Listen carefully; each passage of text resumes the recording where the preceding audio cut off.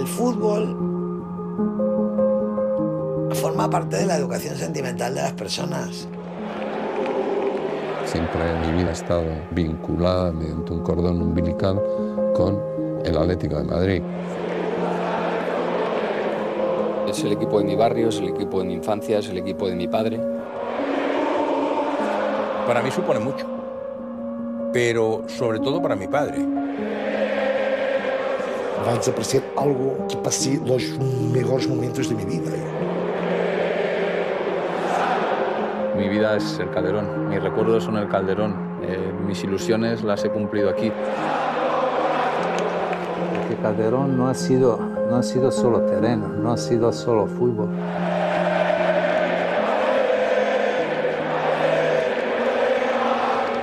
Me va a costar porque yo tengo en mi cerebrito todo lo que he visto allí.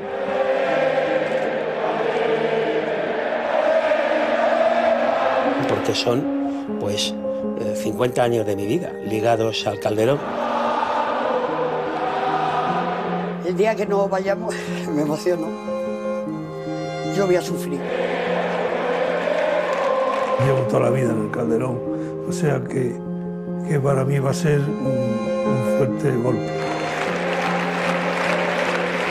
Para mí es como si me arrancaran un trozo de mí. Todo lo que termina, todo lo que muere, siente una tristeza. Vas a entrar en un templo, que para mí es un templo, el Calderón.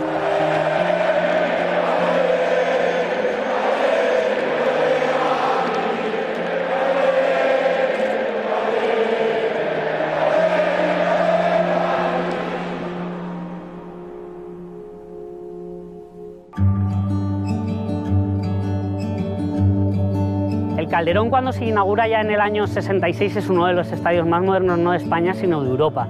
Se reformula mucho la morfología interna, ¿no? Los aficionados pasan a estar sentados cuando clásicamente se estaba de pie para ver el fútbol. Hicimos un viaje a Brasil y vimos el estadio de Maracaná y todo el mundo estaba sentado allí y tal. Y eso fue una idea que tuvo mi padre de decir, bueno, pues aquí vamos a hacer que todo el mundo esté sentado. La gente de pie se ha acabado. También es verdad que en aquella época ya el desarrollo económico y social de España estaba cambiando con relación a 20 años antes, ¿no? Y entonces, pues, él dijo, no, aquí todo el mundo tiene que venir sentado. Hasta el punto de que el día que se jugó el primer partido de fútbol, pues los socios llevaron una pancarta que nunca me olvidaré mientras viva, aquello que decía, ya estamos en nuestra casa, nadie nos ha humillado, y mientras unos van de pie, nosotros vamos sentados. Y en aquella época pues había que terminar el estadio y buscar dinero, y fue la venta de Mendoza, fue al Barça. Manzanares tuvo muchos problemas porque era una zona que precisamente no era una zona muy agradecida en Madrid, todavía, porque era una zona todavía, no es que sea peor o mejor, pero claro, estaba todo Usera, estaba toda aquella zona, que aquello era más o menos ya un poco extrarradio en aquella época. Asistía al río y poco más. El campo se hizo a pedazos porque hubo que inaugurarlo antes de tiempo. Nació con mal pie porque si Arias Navarro, que si las pasarelas, que si el río. Yo creo que el Calderón, a ver, a lo mejor es un poco heavy lo que voy a decir, pero parece que ha molestado siempre. El señor Carlos Arias, entre aquellas cosas que, bueno, dijo una que era que decir, no, voy a ir a tirar con los bulldozers, voy a ir a tirar la construcción de la tribuna, esa donde están ahí, voy a ir a tirar, ¿no? Entonces, mi padre tenía una buena relación de amistad con Emilio Romero, que era el director del diario Pueblo, y mi padre le contestó en el diario Pueblo, que el diario Pueblo entonces era un diario importante, ¿no? Y que le dijo, bueno, pues mire usted, si va usted para allá, debajo, antes de tirarlos, va usted a encontrar a mí en primer lugar y a 10.000 seguidores conmigo. Vamos a estar ahí esperando que venga usted con los bulldozers para que nos tire usted los cascotes encima. Pero la verdad es que daba un poco de pena ver, sobre todo la tribuna superior, que estaba sin ningún asiento, solamente el cemento, y recuerdo que llovía mucho y había muchas goteras. Había pedido antes del sorteo en la Federación Española de Fútbol que el Atlético no jugara el primer partido en casa, sino que lo jugara fuera. Y entonces jugamos fuera el primer partido y luego hubo un decalaje de uno más para poder rematar la obra. Así es que no había otra cosa, vamos. Vamos a rematar la parte de la obra que estaba hecha porque faltaba mucho. El campo es que no tiene nada que ver, estaba en construcción. La grada, la tribuna superior alta era sencillamente una grada y no había más. El aire entraba por todos los lados. El pedigrí de la masa social constriñe el poder del alcalde de Madrid, Carlos Arias Navarro. Porque no hay que olvidar que aunque había pasado años, pero después de la Guerra Civil, en el año 40, 41, 42, pues esto era Atlético Aviación, era el equipo que se nutría de todos los militares que había en España y que habían ido a jugar ahí. Y entonces, bueno, pues, eso no cabe duda de que los aficionados tenían un cierto predicamento social, vamos a llamarlo así.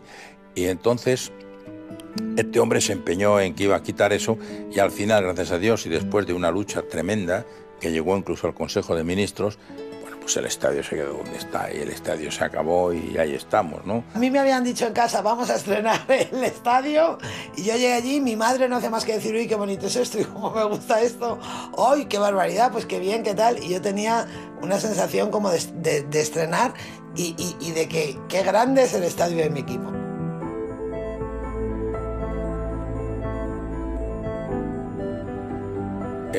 Allí estuvo Gregorio López Bravo, que era ministro de Industria, había un par de ministros más y Solís, vamos, para decirle poco menos al alcalde, oye, que el gobierno está aquí con esta gente y que no hay nada que hacer. El debut del campo, mañana lluviosa, empate a 1.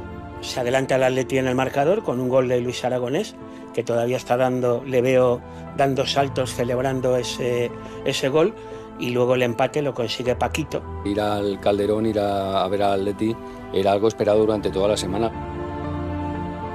Vamos a por el abuelo y comemos aquí en casa y luego bajamos en taxi al campo. Momentos difíciles entonces era quedar el tercero, el cuarto, es decir, que siempre el Atleti estaba Real Madrid, Atleti de Madrid, Barça y Valencia, Atleti de Bilbao. Estoy hablando de aquella época, ¿no? Y dentro de esa época, pues 3 veces ganó la Liga, ganamos la Liga con el Atleti, ¿no? Enrique Collar, Luis, Calleja, Grifa, Glaría. Teníamos un gran equipo, un gran equipo. Y entonces vino Marcel Domingo en el 69 y hizo un equipo con gente, ya que estábamos unos años, y gente que había venido nueva, como Salcedo, como Capón, como Orozco, en fin, gente que entró muy bien en el equipo. Y ese año de Marcel Domingo, la verdad es que jugábamos muy bien como equipo, me refiero. Fuimos campeones de liga, que eso le dio mucha importancia al equipo, y era un equipo que a la gente le gustaba verlo jugar porque creo que jugábamos de oídas y de maravillas, ¿no? Decían. Yo no lo veía, pero sí, parecía, como ganábamos, pues parecía que jugábamos bien. Los recuerdos más grandes, así más maravillosos, pues fueron toda la década de los 70, cuando jugaba Gárate, Ufarte, Adelardo Luis. Marqué el gol que nos daba el campeonato contra el Sabadell, le di el primer pase a Luis, a la cabeza de Luis, cuando ganamos en el Calderón la Liga Deportiva La Coruña, el 1-0, después marcó Gárate. Hubo un año en el que estábamos el Barça y nosotros. Si ganaba el Atleti, ganaba la Liga. Si ganaba el Barça, ganaba la Liga. Y como empataron, ganó el Valencia. Ese es un día bastante duro. Que venía precedido de una histórica victoria.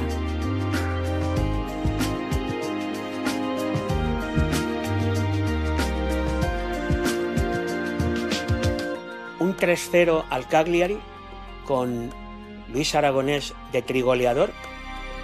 Gigi Riva, que era su estrella máxima, esa semana anterior tuvo una fractura de no sé qué, no pudo jugar. Pero tenía unos jugadores, Sormani, Chera, un central también, Albertosi, el portero, todo de la selección italiana.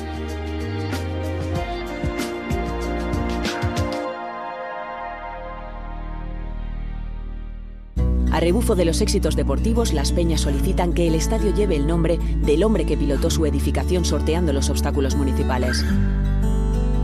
Al principio no quería, que no era un hombre, repito, era un hombre muy, como diría yo, que aparte de que tenía mucho sentido común, tampoco estas cosas le gustaban mucho, ¿no?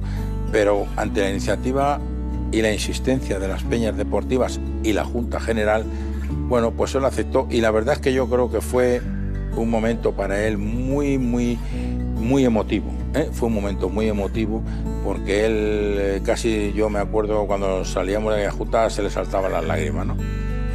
La presencia del caudillo y un encuentro internacional oficializan el cambio de nombre. Debuté en él contra Uruguay. No lo había ganado, no sé cuántas veces había jugado España contra Uruguay, pero no lo había ganado. Y aquel partido, aquella Uruguay de Espárrago, Montero Castillo y bueno, una serie de jugadores que fueron muy míticos también, ¿no? Y 2-0 ganamos. Llegó Franco abajo, salió, se subió caminando y bueno, pues se organizó allí pues con los chavales del fútbol juvenil, etcétera, etcétera, pues unas banderitas, ¿no? Y mi padre iba hablando con él. Y mi padre le dijo, mire, excelencia, que yo lamento mucho que tenga usted que subir estas escaleras, pero es que he pedido autorización para hacer un ascensor desde abajo hasta el palco, que está ya previsto, pero me han dicho que no. Y aquel hombre, pues, no hizo nada, se cayó. Y cuando pasó, pues no sé, 1 minuto, 2 minutos, le dijo, oiga, Calderón, ¿y por qué no habla usted con el ministro para que se lo arreglen? Claro, mi padre, que era un hombre, repito, de un gran sentido común, tardó exactamente lo que llegó hasta las 8 de la mañana, que se levantó, y a las 10 de la mañana estaba en el Ministerio de Obras Públicas a hablar con el ministro, para decirle, mire, que esto es lo que hay. Y entonces el otro dijo, bueno, pues hágalo. Y así está. Y ahí está el ascensor. Nueva denominación, nuevos horizontes, más internacionales, más universales. Yo estaba al lado del foso y aquello fue apoteósico, efectivamente. Fue un espectáculo de los pocos que podríamos recordar, de los más bonitos que ha habido. La afición aplaudía con las almohadillas, o sea, hubo un ambientazo. El Celtic era un equipo muy peligroso, era un equipo que daba cera por un tubo. Y fue un partido muy disputado, ellos eran muy temperamentales, hacían entradas muy fuertes, pero el equipo ha respondido muy bien. Y todo el mundo tenía una bandera del Atleti. Aquello fue lo que hizo que mi padre, que estaba tan emocionado cuando vio a la gente que ganamos 2-0, y fue en la final de la célebre Copa de Europa contra el Bayern de Múnich, cuando llegamos ahí, yo creo que fue uno de los días realmente importantes y trascendentes, no solamente ya por la importancia del partido, que bueno, que eso lógicamente era trascendente para nosotros, sino por el ambiente que se respiraba 1 hora y media antes de llegar al estadio. De la gente con las banderas, la afición, tanta gente que mi padre bajaba abajo del estadio. Chicos, yo ya no sé qué les voy a decir a esto, porque como no ganemos aquí hoy nos van a matar. Así es que hay que pelear, ¿no? Y me acuerdo que metió un gol Adelardo y otro gol Gárate. Levantar la Intercontinental, porque yo era el capitán, es una de las cosas que no se me van a olvidar en la vida.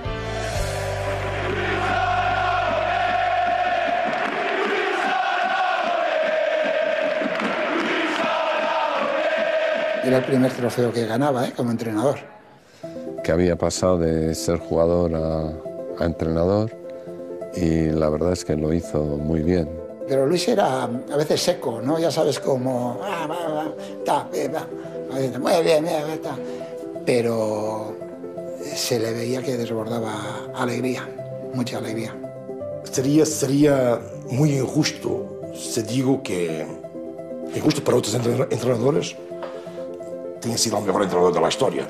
Sería injusto. Pero yo creo que si digo que Luis Aragonés ha sido el mejor motivador de la historia del fútbol, creo que estoy siendo justo. Yo creo que es el jugador y entrenador que más representa los valores del Atleti, porque además recoge sensaciones del pasado y del presente, porque Luis ha fallecido hace poco relativamente, ¿no? Pero se ha unido esas dos vivencias, la de los que estuvieron en aquella época cuando él era jugador y los que le han vivido como entrenador, ¿no? Yo recuerdo que nos llamó a Gárate. Yo creo que Adelardo no estaba, a Gárate y a mí. Con Luis era una relación casi diría yo filial, ¿no? Porque Luis subía arriba y decía, mira, don Vicente, que voy a hacer esto, lo otro y tal. Bueno, pues muy bien, pues ¿sabes qué te parece? O sea... Porque yo creo que nosotros no influenciamos en nada.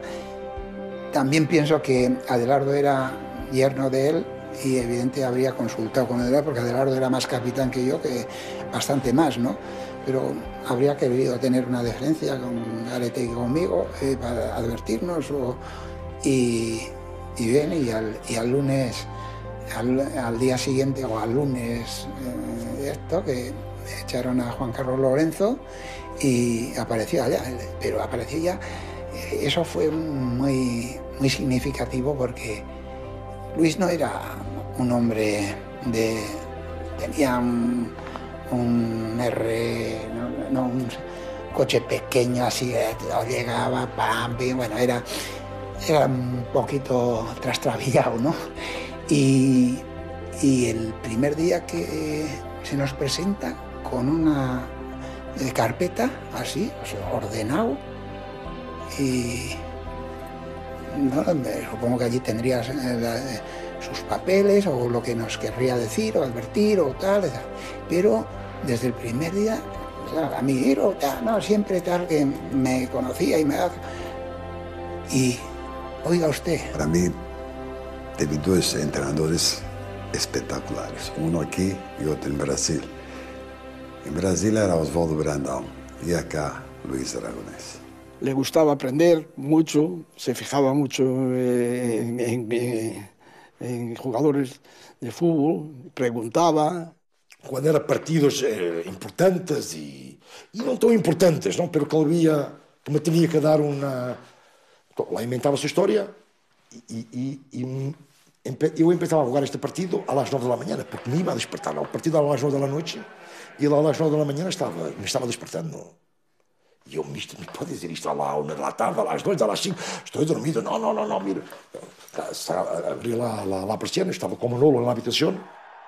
Entonces despertaba a los 2, ¿no? Pero más o menos era para mí que cuando él venía y mírame a los ojos. Y yo, mister, ¿cómo le voy a mirar? Estoy dormido. Mírame a los ojos. Y empezaba ahí con un periódico, mira lo que está, cualquier cosa que yo la he visto, voy a meter al portugués en el partido ya a las 9 de la mañana y ya no conseguí dormir. Es el hombre que marca el primer gol en este estadio y claro, es el referente, ha sido jugador, entrenador del Atlético de Madrid, es una de las grandes leyendas.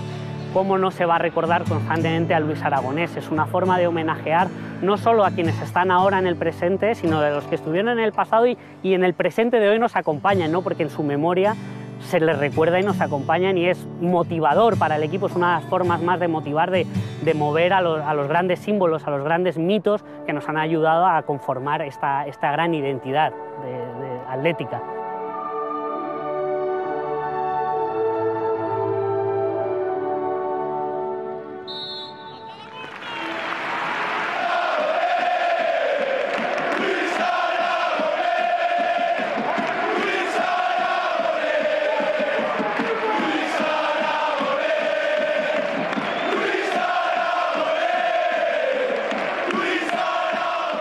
Símbolo, mito, leyenda sustantivan un paisaje susceptible de generar diversas emociones, un escenario en el que el espectáculo no está acotado de manera espacial. Se diversifica el protagonismo en un recinto que espolea no solo sueños deportivos. Si la vida te da más de 5 minutos para verse, si la vida te da más de 5 minutos para olvidarse, fuerza la máquina de noche y de día. Ya te digo, había que rodar una escena en un campo de fútbol y dónde lo iba a hacer, ¿no? O sea, pensé que el Calderón era perfecto y que, bueno, que el color fuera rojo y blanco y que el equipo del chico, del muchacho. Además, yo creo que el personaje era muy atlético, la verdad. Tenía algo, el muy del Atleti. Es probable que si mi familia no hubiera sido del Atleti, hubiera acabado eligiendo el Atleti. Yo tengo una amiga que es leonesa, además, que dice que ella es del Atleti por antropología social. O sea, que ella no podría ser de otro equipo, pero yo la antropología social no la necesité. Bueno, se llamaba Manuel y es un tipo que se acerca al personaje protagonista, Candela, bueno, pues para ligar con ella, pero la manera en la que lo hace, ¿no? Hay una cierta torpeza y esa torpeza a su vez se convierte en un encanto, ¿no? Y yo creo que eso es muy atlético también, ¿no? La palabra clave para entender a la gente de Atleti es la resiliencia. Resiliencia es la condición de esos materiales que cuantos más golpes le das, se vuelven más duros, ¿no? Son materiales que al intento de ser destruidos se van haciendo más fuertes, más fuertes, más fuertes.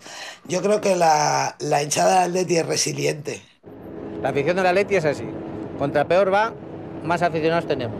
Su estadio representa lo que es, está cerca del río Manzanares y por eso de ahí viene quizá la analogía con llamarles los indios, ¿no? La casa, el templo está junto al río y se acampa al lado del río y por eso son indios. No, cuando yo tenía 16 y 17 años nos gritaban forofas a fregar. Cuando de repente una mujer gritaba algo y se metía con el árbitro, decía cualquier cosa, entonces los del Fondo Sur y gente alrededor gritaban forofas a fregar. Luego pasaron a cantar las socias de Atleti, qué buenas que están, o sea que guay, una evolución positiva. Una afición que modifica su patrón de conducta, que aparca la condición de género como elemento imprescindible para opinar sobre este universo. Lo tenían que abrir todos los domingos para que jueguen las féminas aquí. Porque mira la cantidad de gente que hay. Cuando juegan en el Cerro, pues hay 200 personas, como mucho. De espectadoras a protagonistas, el estadio es un ser vivo que muta al ritmo de la sociedad.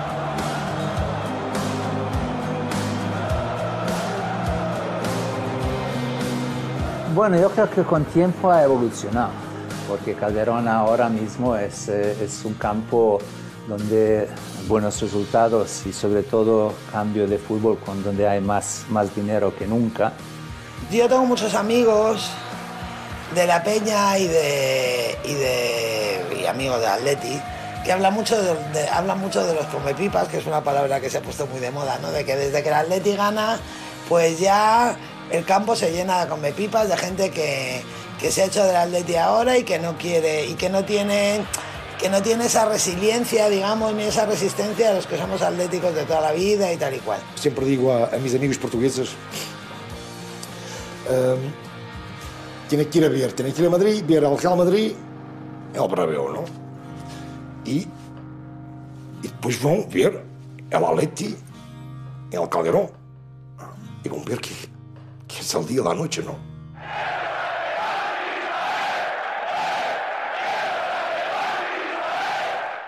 La gente de la Atleti es una gente especial porque cuando más necesita el equipo, ellos están siempre ahí. Ellos están siempre ahí. Aquí no se dice a un señor que se vaya allá como en otros campos. Aquí, a la hora de jugar, luego podrán decir lo que quieran y habrá que echar a fulano, mengano, el otro no vale o tal. Eso sí lo decimos. Pero a la hora de jugar, amigo, ahí es un Fuente Ovejuna, todos a una. Yo siempre he dicho que ser del Madrid o ser del Barcelona es como ir a unas oposiciones y saber que te van a preguntar. No tiene gracia. Lo divertido es lo nuestro.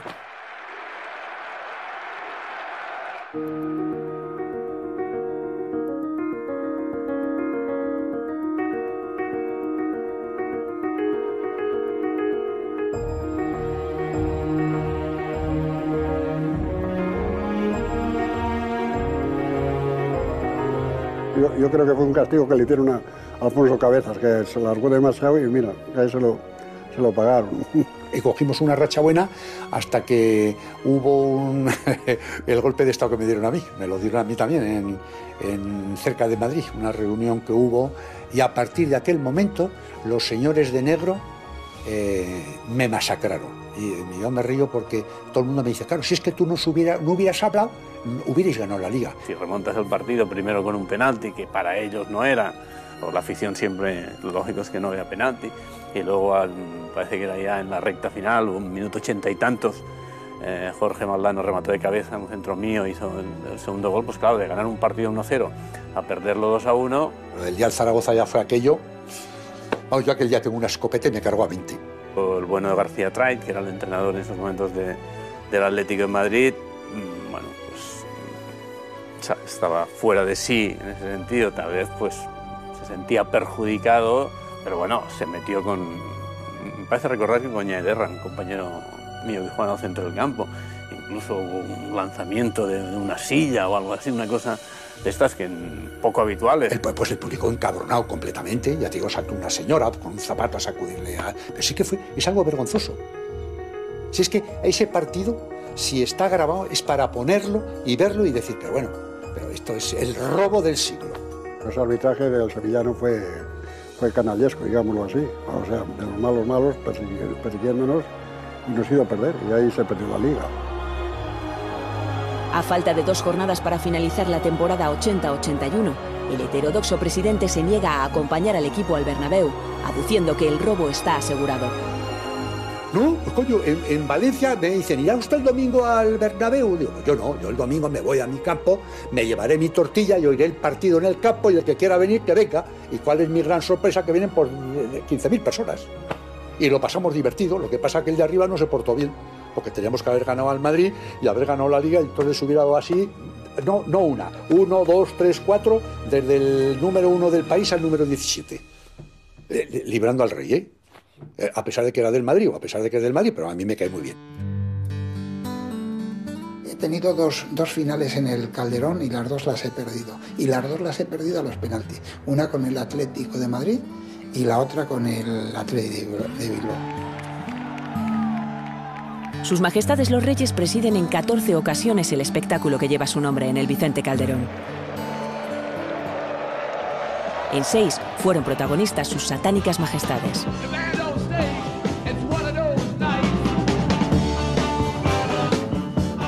A ver, David Bowie, los Rolling Stones no sé cuántas veces, U2, Prince, Madonna. No solamente con decir esos nombres que acabamos de comentar, estamos hablando de que lo más granado de la historia del pop y del rock contemporáneo ha pasado por el Calderón.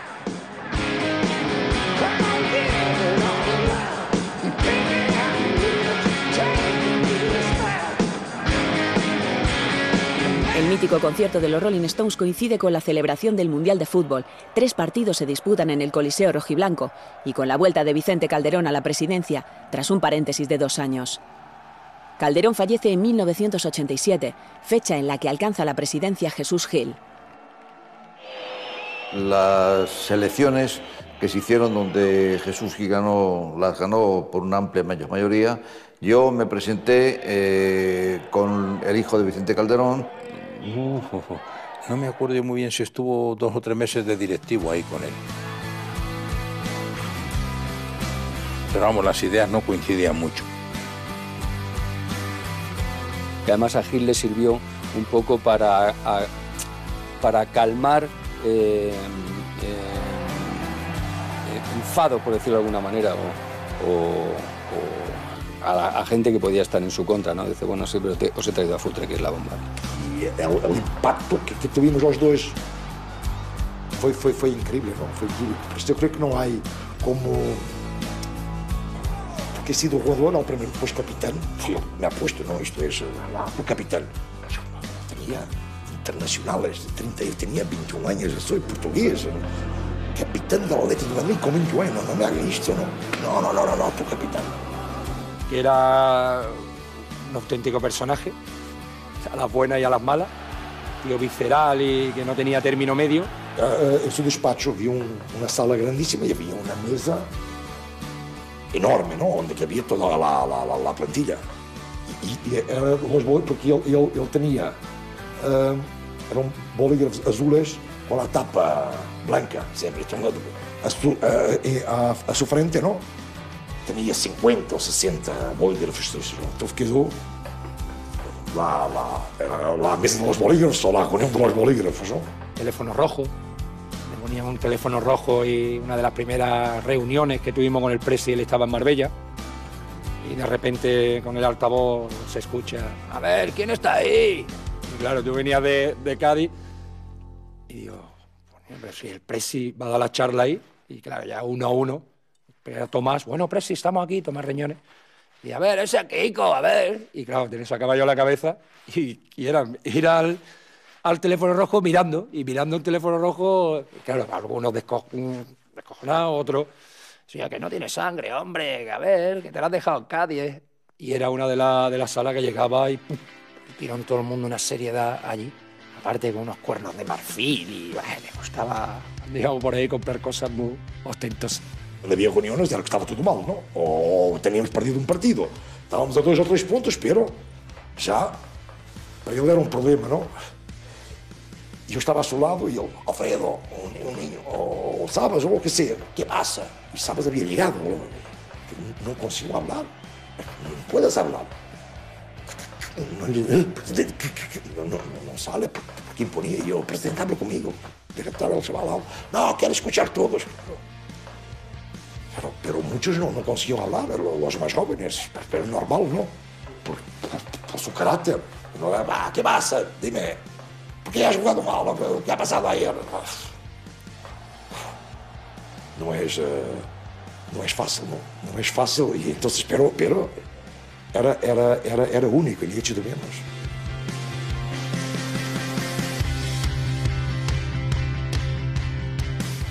Hasta la llegada de Radomir Antić, 20 entrenadores se suceden sin solución de continuidad en el banquillo rojiblanco. Uno de ellos, Cacho Heredia, conduce al equipo en una histórica remontada. Íbamos perdiendo 0-3 y en el descanso, bueno, pues la verdad es que yo recuerdo que creo que me senté 2 minutos en el vestuario, no me dio tiempo. Hubo una reacción, la gente empezó a hablar, el míster nos levantó, nos empezó a hablar, todo el mundo enfadado y salimos al campo. Sí, recuerdo que no sé quién me preguntó cuando iba entrando por el túnel y me dice, ¿qué tenéis que hacer en el segundo tiempo? Digo, lo mismo que ellos en el primero, pero con un gol más que ellos, no sé qué. Empezó todo el mundo a reírse y para acá, para allá. Yo no me lo creía, las cosas como son. Lo vi ahí porque nos estaban dando un auténtico baño, pero también pasó en el Camp Nou. Estás en un momento en el campo en el que marcas el primero y ves tú, como dices, que es posible, no es un gol normal. Veía tú que la gente, no sé cómo cambió en el descanso todo, pero contagiamos a la gente y nosotros no lo creíamos en el campo, que podía llegar el segundo, el tercero y fuimos por el cuarto. Ha sido magnífica, ha sido relación de 2 personas que se respetaban muchísimo. Desde que llegó Radomir Antić, ganamos todos los torneos de verano, la gente cogió mucha confianza y con gente que venía hasta que había descendido. Los entrenadores quizá pioneros en fútbol español, que me gustaba viernes hacer convivencias y justo cuando necesitamos para hacer convivencias nos hicieron también un sitio allí privilegiado donde cada viernes después de entrenamiento tuvimos nuestras, pues esto, cervecita, tortilla y sobre todo conversación. Y fue creciendo pues la gente en el estadio y empezamos a creer. Y llegó un partido en Valencia, ganamos 0-1, gol de Caminero, ya nos miramos en el vestuario y dijimos, pues esto es serio, ¿no? Si no ganamos ya hemos metido la pata, porque ya estábamos arriba y fue ahí el punto de inflexión. Kiko ha sido clave de todo, porque con su carisma, con su jerezano de chiringuitos y esto de bromas, pues ha quitado esta tensión que vivimos víspera de un partido tan importante. Yo era muy dado a coger el micrófono y me gustaba bromear y vacilar y estáis todos cagados, hablaba como Rambo ya. Y cuando llegamos al Calderón y vimos aquello todo rojo y blanco fuera, tiré el micrófono. Digo, no, ahora el que está cagado, señores, soy yo. Todo recuerdo que ese día había gente sentado en las escaleras, en todos lados, nadie se quería perder algo histórico. Que el Cholo Simeone, de la semana anterior, había jugado el Valencia contra el Español, y si el Español empataba, quedábamos campeones. Y él quería que ganase el Valencia. Le decía que había que quedar campeón con tu gente en el Calderón. Kiko, Panti da el lanzamiento, el remate, gol del Simeone. Gol del Cholo Simeone que peinó la pelota de cabeza y le da más ventaja al Atlético de Madrid para el título. Recuerdo el gol de Kiko que vino a la cristalera que había y se acercó a la gente. Yo estaba por ahí corriendo y casi me aplastan. Y bueno, fue un día de felicidad inmensa. Es que salimos muy convencidos y para mí fue la gran virtud que tuvimos. No hubo titubeo y nervios ni nada. Salimos a por el partido y a por marcar lo antes posible en la primera media hora. El Kiko, qué fino es. Estoy recordando en la portería del Fondo Sur, que ya he dicho que es mi portería, a Kiko Narváez colgándose del larguero con una camiseta de los Simpson. Y ahí montado en el larguero, con aquella camisa de Bart Simpson. Y miras a todo el mundo. Los años que nos hemos hecho pasar. Tuvo detalles conmigo. Invitaron a mi padre para venir. Y estaba presente. Y con mi familia, con padre, con hijos, celebrando esto. Y ha sido pues eso, una cosa que nunca se puede olvidar. ¿Dónde está Salvador?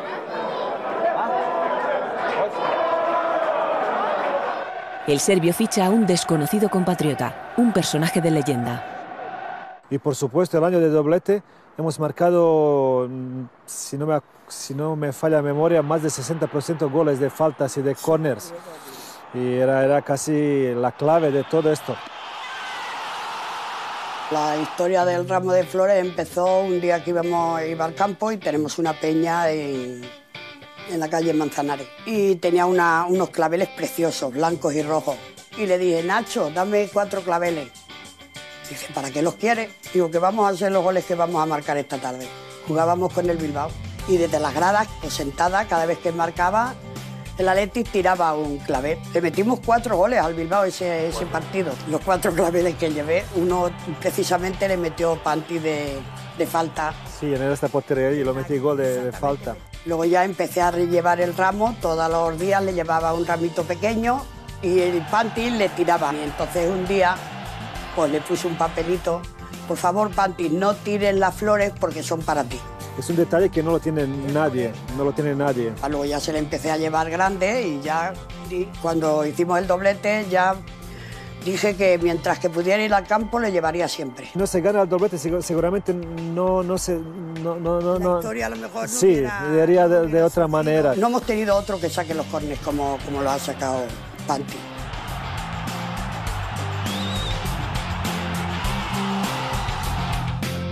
Tras el doblete, la fatalidad trunca su continuidad en la Copa de Europa. Hombre, el día del Ajax también son días que se te quedan grabados, de un ambiente diferente. Sí, se respira, se escucha, se palpa, las sensaciones son diferentes. Donde fuimos muy superiores. Yo recuerdo mismo afición, ha terminado el partido y media hora nadie nos salía de campo. Porque dice, ¿cómo es posible que en fútbol tiene estas cosas? Un equipo tan superior y no supo ganar. Un gol, me hicieron un penalti, después Sneijder que se lo paró Van der Sar. Y vamos, de los partidos que más a gusto me he sentido en mi vida. De hecho, eso me valió para que tuviese la posibilidad años después de que Van Gaal me quisiese llevar para allá, para Barcelona. La decepción no amilana a Jesús Gil. 2 cursos después conforma una plantilla de ensueño, una plantilla sacudida por la primera intervención judicial de un equipo de fútbol español. Estamos esperanzados. Hemos hecho el máximo esfuerzo a todos los niveles para bien de todos.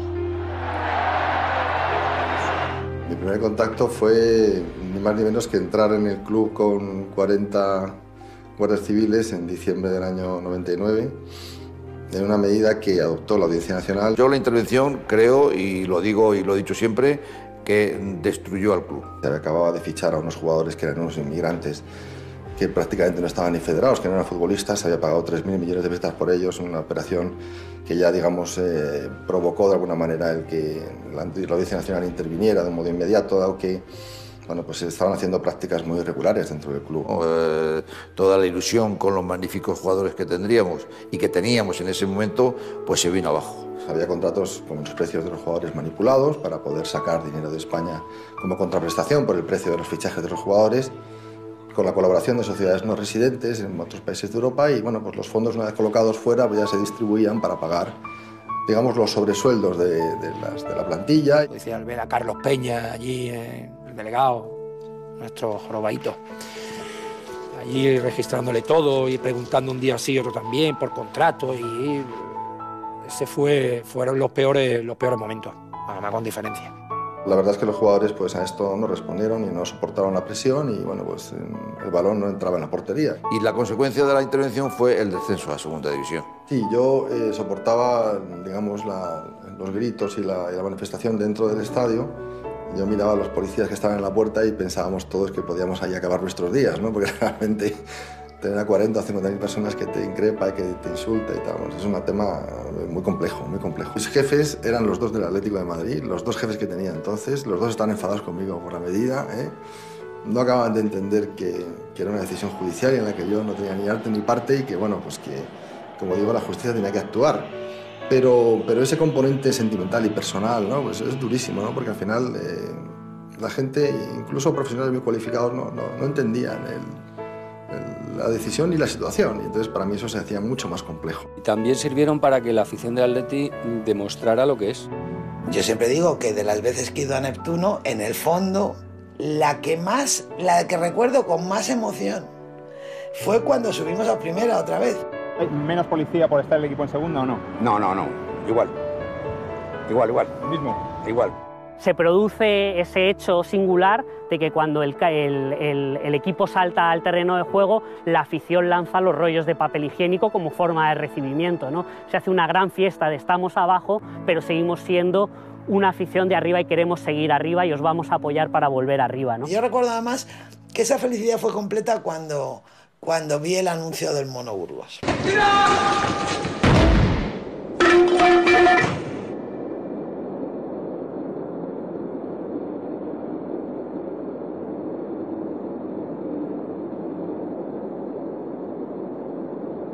Pero a mí es cierto que me pudo un poco la presión y tuve mis dudas y todo, y como dice muchas veces el Mono Burgos, que te pica el mosquito del Calderón y ya desaparece, ¿no? Como te pique el mosquito ya. Calderón es un campo que empuja y te hace sentirte importante, indestructible cuando los tienes a todos detrás, y cuando es al revés es muy complicado porque nos tenemos que dar cuenta de lo que único que pide el aficionado del Atlético es que lo des todo. El primer partido oficial que yo jugué con la camiseta del Atleti, yo creo que es la única vez de mi carrera que sentí miedo al miedo escénico.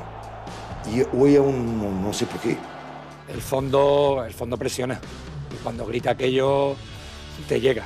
Eso de que hizo que está en el campo y no se escucha nada, no. Ahí sí se escucha.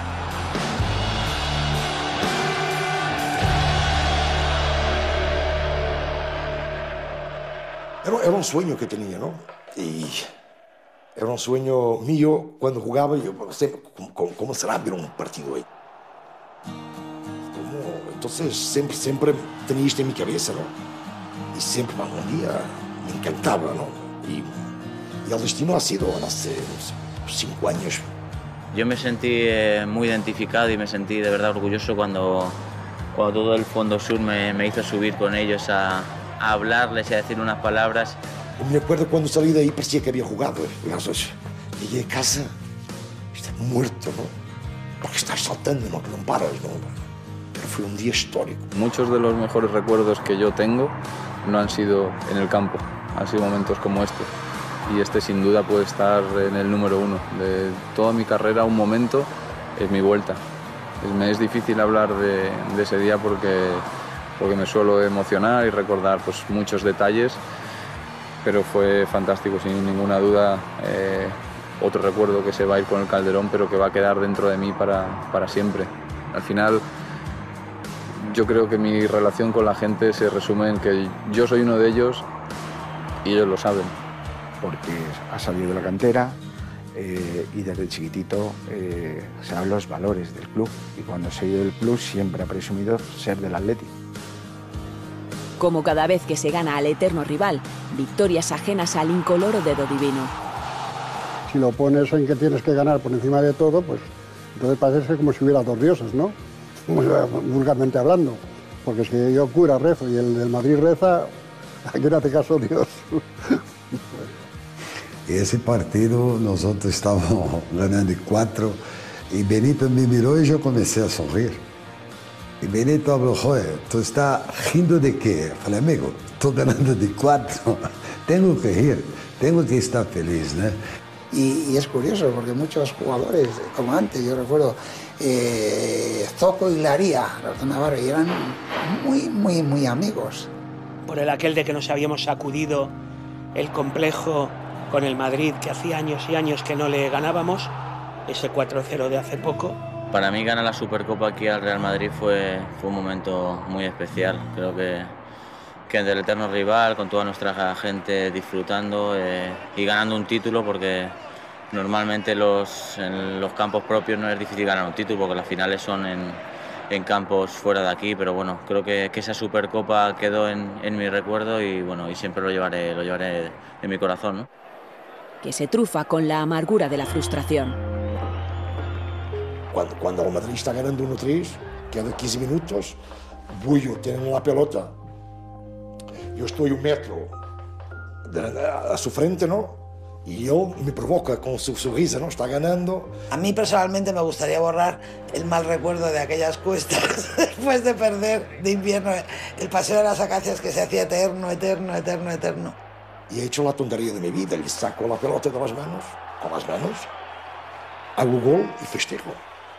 A pesar de que voy a ser políticamente incorrecta probablemente, pues muchas cosas que ha gritado el Frente Atlético y muchas... No sé, ha habido cosas que no me gustan. La identificación con los colores lleva al extremismo, y el extremismo en muchos casos mal identificado. Los fenómenos de violencia que se empezaron a producir asociados al fútbol en Europa, sobre todo a partir de los años 80, relacionado a determinadas tribus urbanas, pues ha llegado al panorama nacional y ha llegado con hechos muy trágicos, incluso relacionados con el Club Atlético de Madrid en determinadas ocasiones. Violencia que ha generado episodios luctuosos. Un pálpito al corazón, efectivamente, eso es lo de Coruña, eso que vinieron aquí, venir a esperarle para pegarse eso no tiene nombre, es inhumano, totalmente. Para mí la historia del Atleti es como la de la humanidad, que se divide en 2 grandes periodos, antes del Cholo y después del Cholo, ¿no? La cantidad de chicos chiquitos que hay vestidos de rojo y blanco, tenemos un futuro mejor todavía. Mirá los chicos que hay, ahí vamos.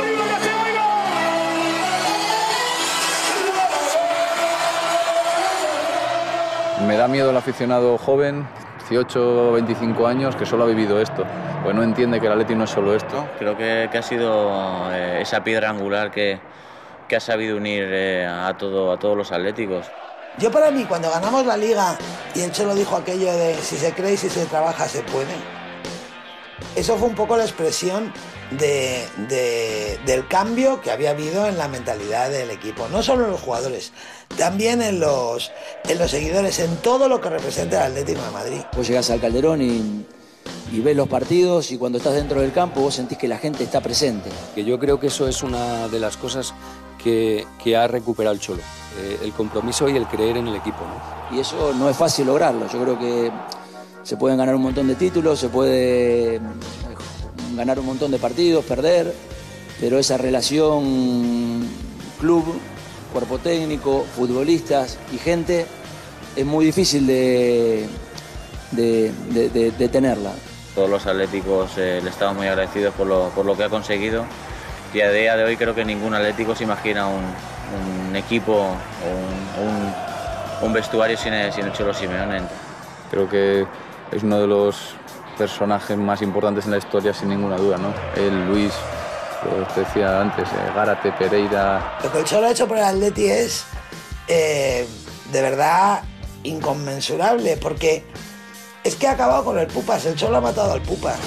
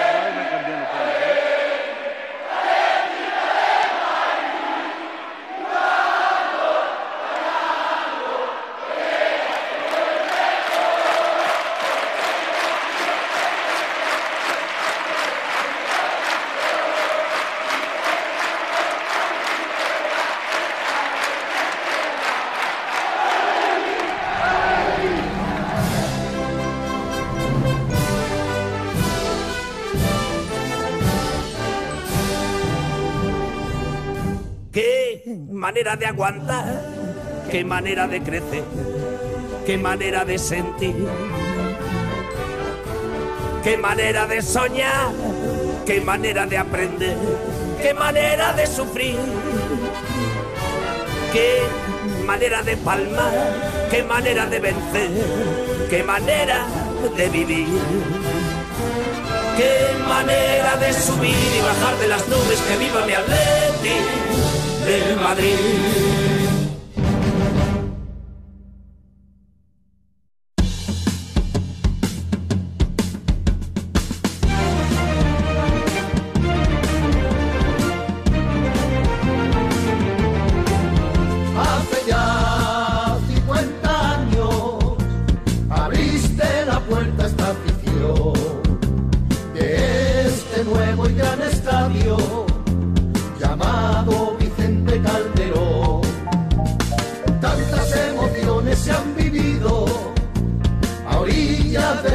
Manzanares, quedando en el recuerdo tanta historia, nos dejas una huella inolvidable.